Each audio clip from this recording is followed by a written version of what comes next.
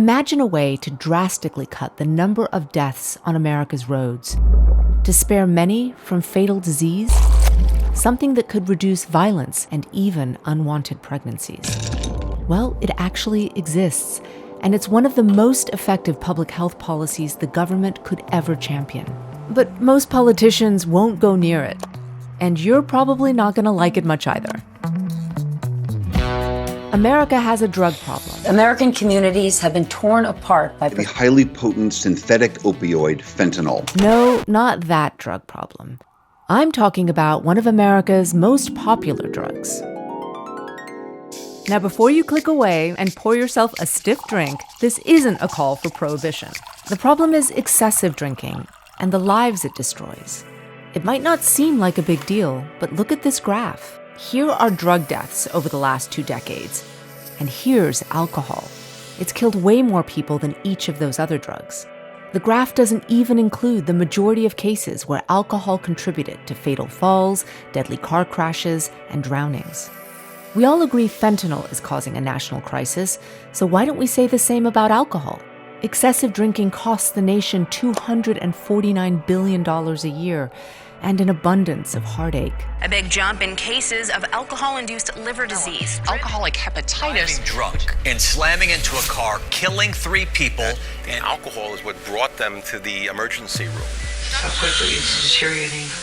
In fact, during the pandemic, lawmakers actually made it easier to drink. To-go drinks permanent in New York. We all know that there is one simple measure that will save thousands of young lives. The government has tried loads of fixes over the years. Or if we raise the drinking age to 21. Not to mention some ideas that didn't pan out so well.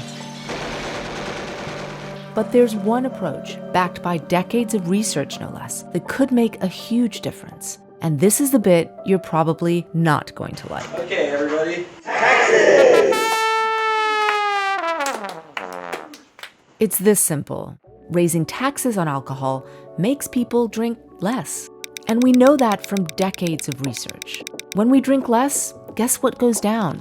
Liver disease, violence, and even sexually transmitted infections. These aren't just theoretical studies. Look at Maryland. When lawmakers there increased the alcohol sales tax, the rate of serious car crashes involving alcohol fell by 6%.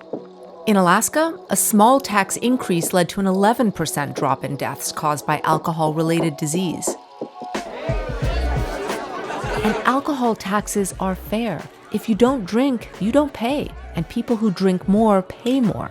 No wonder public health officials around the world love this idea. Cheers, guys. Cheers. It is, in short, a no-brainer. And yet, American politicians show a stunning reluctance to raise taxes on alcohol.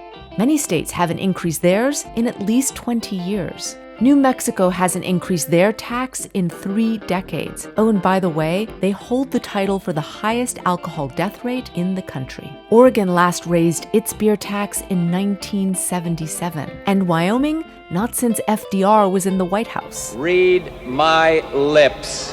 No new taxes. The last president who oversaw a hike in federal alcohol taxes? Do you believe it will hurt your credibility? No. In fact, American voters have a long history of punishing politicians for increasing alcohol taxes. A whiskey tax in 1791 went down so badly it caused an insurrection.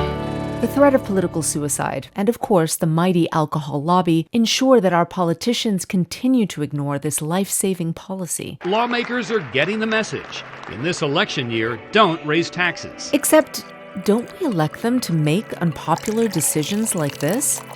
Sure, no one wants to pay more taxes, but the benefits of this are so clear.